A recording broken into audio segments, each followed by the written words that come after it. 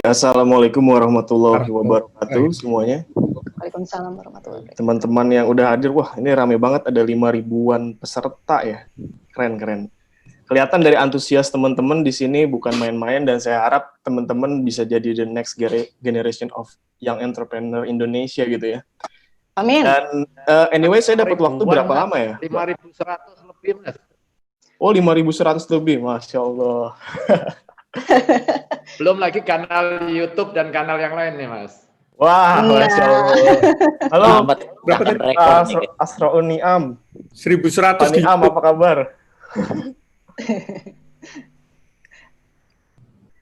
Oke, saya dapat waktu berapa lama, Mbak? Punten. Sementara sekitar 10-15 menit, Mas Rian. Nanti 10-15 menit, akan ada sesi diskusi tanya jawab dengan peserta webinar. Saya boleh tampilin share screen ya, biar cepet gitu ya maksudnya. Boleh sharing ya? ilmunya biar kita curi sedikit nanti, Mas. Oke. Siap. Ini saya share screen dulu. Bismillahirrahmanirrahim. Ini bisa full screen nggak? Sebentar. Oke. Halo teman-teman, perkenalkan nama saya Rian Angkawijaya. Jadi saya seperti layaknya teman-teman pemuda yang lain ya gitu. Mungkin banyak teman-teman di sini juga yang semasa sekolah itu males gitu ya, males dalam hal pelajaran gitu. Tapi menjadi seorang entrepreneur itu ternyata teman-teman saya belajar banget ketika menjadi seorang wirausaha bahwa bisnis itu adalah sekolah kehidupan bagi saya gitu ya.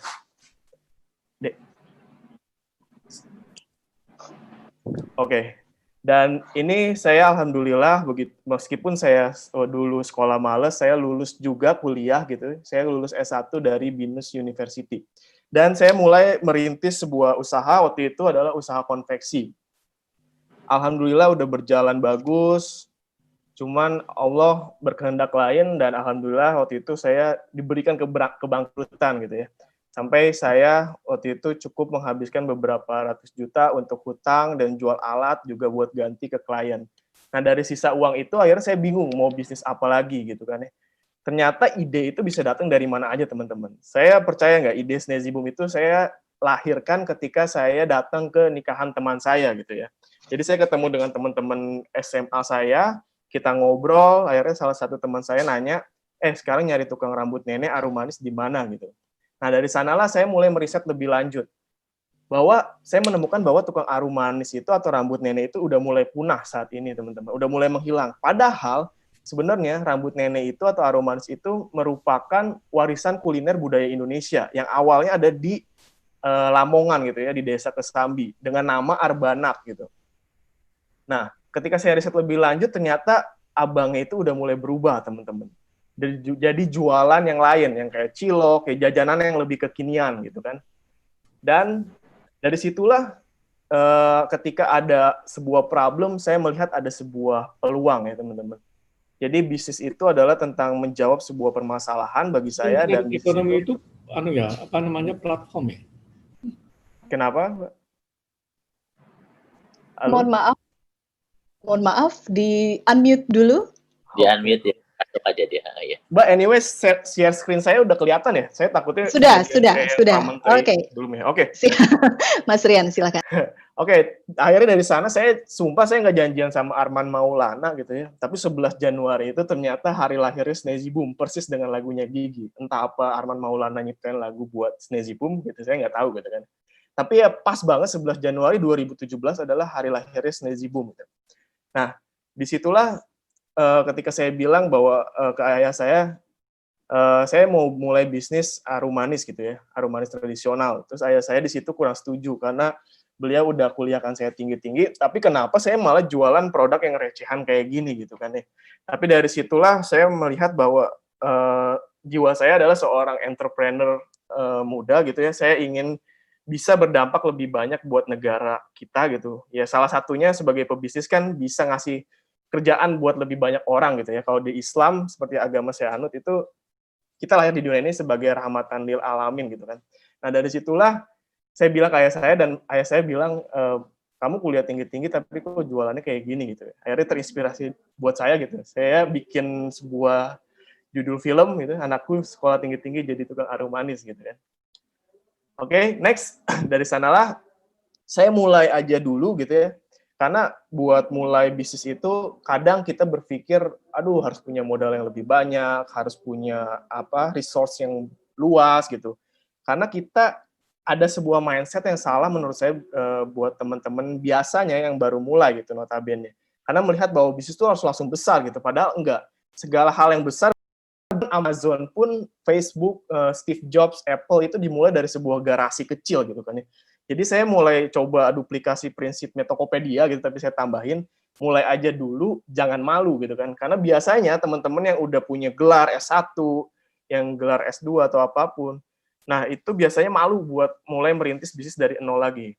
Akhirnya saya mulai merintis, yaitu itu saya berpartner dengan teman saya mulai memanfaatkan semua aset-aset yang saya punya gitu kan, resourcefulness. Jadi saya sulap waktu itu ya teman-teman dari kardus seperti ini sampai jadi display produk seperti ini gitu ya. Karena memang saya nggak punya modal yang besar buat cetak di kelas pabrikan gitu. Jadi saya manfaatkan apa yang ada di gudang saya saat itu gitu. Nah, ini kemasan jadulnya Sneezy Boom. Jadi saya mulai dengan kemasan plastik biasa gitu ya. Akhirnya ini saya agak percepat biar waktunya lebih efektif ya. Jadi saya waktu itu coba manfaatkan juga resource yang saya punya. Saya mulai datang lagi ke kantin SMA saya titip jual ke kantin-kantin sekolah gitu ya. Saya mulai titip jual, saya mulai lakukan apapun untuk menjual. Cuman nggak laku ya teman-teman. Jadi awal ketika saya ngerintis itu, bisnis ini nggak langsung berhasil gitu. Tapi dimulai dengan sebuah kenyataan yang pahit dulu gitu saat itu. Nggak laku, dan itulah yang membuat saya sedih gitu kan ya. Jadi rencanaku, kalau kata anak-anak sekarang kan meme, dibikin meme, rencanaku gagal, sedih aku tuh gitu kan ya. Jadi dari situlah saya tapi mulai belajar, saya lihat lagi apa cara yang bisa.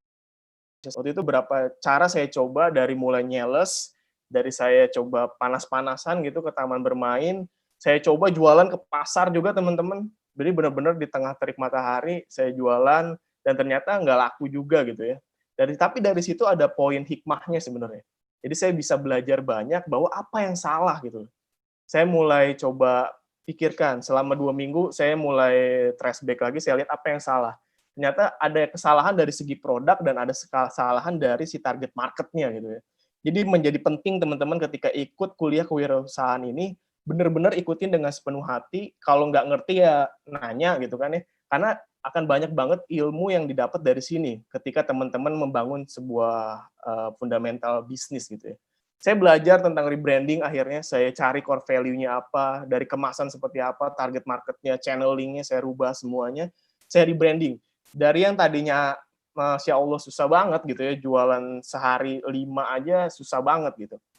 Terus saya juga dapat inspirasi itu untuk kemasan Sneezy Boom itu dari sebuah modern retail besar gitu ya. Tadi kan kemasan Sneezy Boom itu yang plastik. Tapi akhirnya saya cari inspirasi karena si rambut nenek ini ternyata teman-teman, aroma manis tradisional ini ketika kena suhu yang panas dia akan lebih cepat membeku gitu. Jadi berarti apa yang harus saya selesaikan yaitu adalah dari segi kemasan produknya dulu gitu kan ya. Akhirnya saya rebranding yang tadinya kemasan plastik menjadi seperti ini teman-teman. Saya sesuaikan dengan target marketnya juga gitu ya. Tadinya target marketnya generasi Z, saya rubah menjadi, saya bilangnya Bakwan dan Mahmud Abbas gitu. Bakwan itu apa? Bakwan itu adalah mbak-mbak karyawan, dan Mahmud Abbas itu adalah mamah muda anak baru satu gitu kan.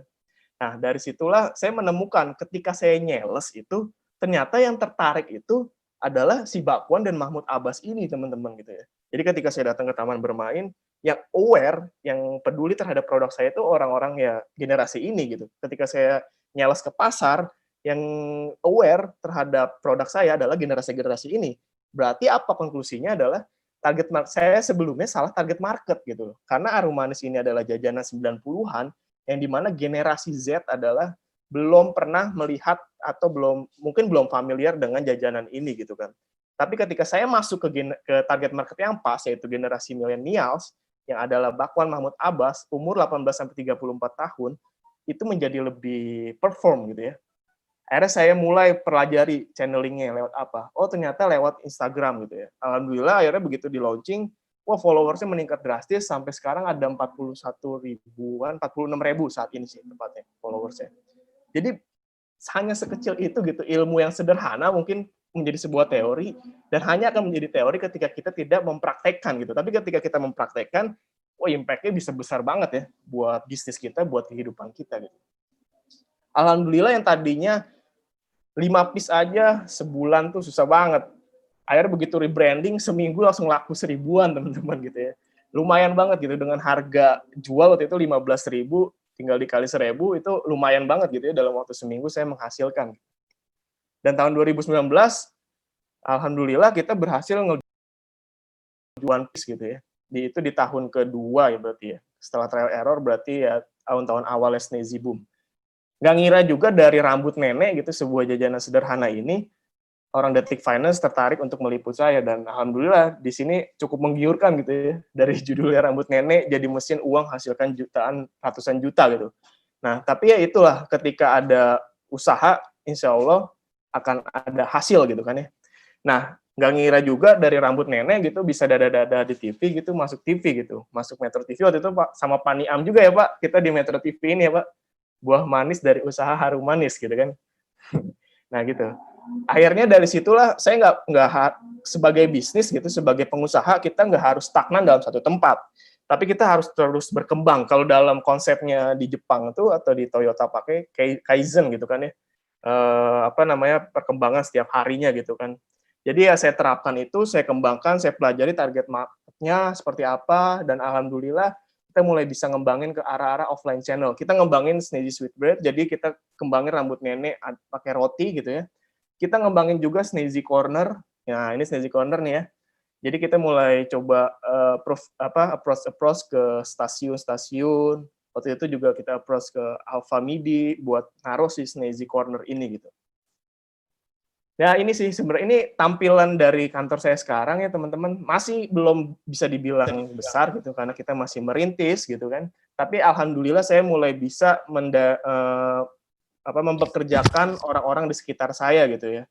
Saya mempekerjakan orang-orang yang dengan kelas ekonomi rendah supaya apa? Kita kerjasama dengan RT setempat di lingkungan setempat supaya ekonomi mereka tuh bisa meningkat. Karena banyak banget ternyata di daerah saya di Cikokol ini, di Kampung Sembung ini banyak ibu-ibu janda yang membantu atau menghidupi keluarganya seorang diri gitu ya. Dari situlah saya coba buat adalah value-nya harus diberikan gitu. Karena ya tadi prinsipnya adalah harus jadi rahmatan lil alamin gitu.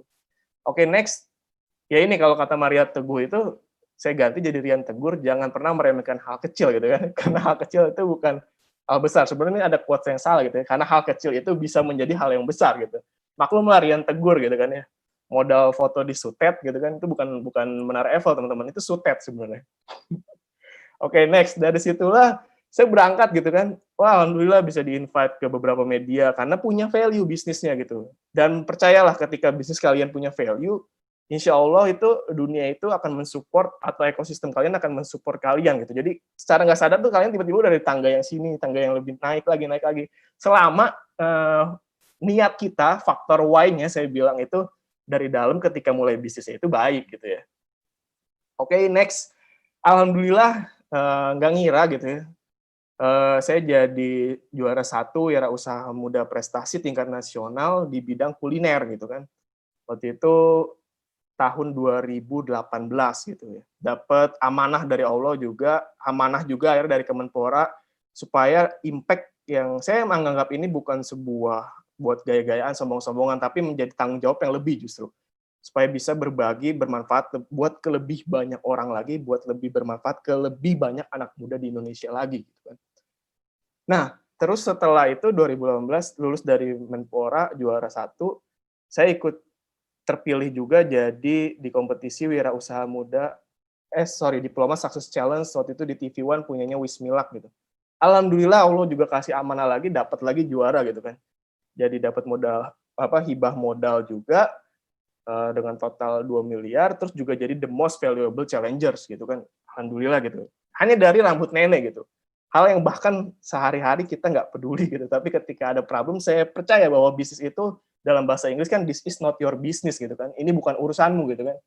Berarti intinya urusan gitu kan. Dalam bisnis tuh kenapa Rasulullah juga menjadi pedagang gitu berbisnis karena memang ketika berbisnis itu kita bisa bermanfaat lebih banyak orang, mengurus lebih banyak orang, kita juga mengurus konsumen kita, mengurus value bisnis kita, mengurus karyawan kita, dan semua ekosistem yang ada di dalam bisnis kita gitu. Makanya bisnis itu dalam bahasa Inggris, this is not your business. Ini bukan urusanmu ketika kita berbisnis, ini jadi urusan kita gitu kan. Oke, next, kenapa, ini udah bentar lagi selesai, kenapa saya milih jadi entrepreneur? Yang pertama adalah karena 9 dari 10 pintu rezeki itu adalah berdagang gitu. Ya role model saya sebagai seorang muslim adalah Rasulullah gitu kan, maka ya Rasulullah berdagang, saya juga percaya 9 dari 10 pintu rezeki adalah berdagang. Mempercepat karir dan pendapatan. Mungkin pertama kita tertatih-tatih, berdarah-darah, tapi ketika kita udah mencapai titik temunya, tipping point-nya, maka kita akan lebih cepat buat melesat. Bisa lebih banyak berbagi pastinya, karena dengan bisnis, apalagi saya tipikal orang yang cukup idealisme gitu ya, cukup idealis, jadi saya tuh males banget diatur-atur orang, jadi saya pengennya bisa membentuk kreativitas saya sendiri. Kalau kata Gesang kan, kita tuh harus, ya setidaknya kita mati itu meninggalkan sebuah karya gitu kan. Seperti Gesang meninggalkan Bengawan Solo, saya ingin ada sesuatu yang saya tinggalkan di negara ini gitu, ketika saya mati nanti. Gitu. Bisa berkarya tanpa terbatasi pastinya. Terus ya tadi, meninggalkan karya gitu. Udah sih paling, ya ini salah satu quotes yang saya suka juga dari Steve Jobs, bahwa dia bilang hidup kita itu terbatas gitu. Jangan pernah kita terjebak oleh dogma-dogma orang lain dan apa yang orang lain pikirkan tentang kita gitu kan. Yang paling penting adalah ikuti suara hati dan kita yang terdalam gitu, karena mereka tuh tahu yang terbaik buat kita. Ya ini tips buat peralihan karyawan jadi mahasiswa, jadi wirausaha. Mungkin ya teman-teman yang masih jadi jadi karyawan, pelan-pelan 80%, 20%. Waktu kita 80% gunakan di kantor, 20% gunakan buat jadi dropshipper atau reseller gitu ya, jualan produk teman-teman yang lain, saling support gitu. Sekarang bukan zamannya kompetisi, tapi zamannya kolaborasi gitu. Nah ini sebuah mimpi, tukang aru manis naik haji. Saya nggak mau kalah sama tukang bubur yang bisa naik haji, tapi tukang aru manis juga harus bisa naik haji. Oke, mungkin itu aja. Cukuplah ini dilewatin aja. Ya, teman-teman mungkin yang para partisipan di sini yang mau lebih sharing lebih lanjut juga ayo kita bersahabat, bangun silaturahmi yang lebih kuat, apalagi bisnis itu tentang networking juga ya. Jadi boleh follow Instagram saya @rian_angkawijaya. Mungkin segitu aja. Mbak Elvira, apa yang bisa saya share? Thank you. Baik, Mas Rian, terima kasih, luar biasa ya jatuh bangunnya sehingga kisahnya seperti kisah sinetron ya Mas ya. Tuh Pak Asrul sampai tepuk tangan tuh di sebelah. Terima kasih Pak. Luar biasa Mas Rian ini. Jadi kuncinya teman-teman tidak mungkin mungkin 1-2 bisnis bisa akan langsung sukses begitu ya. Tapi kegagalan itu bukan berarti akhir dari segalanya. Seperti tadi kisah yang disampaikan oleh Mas Rian.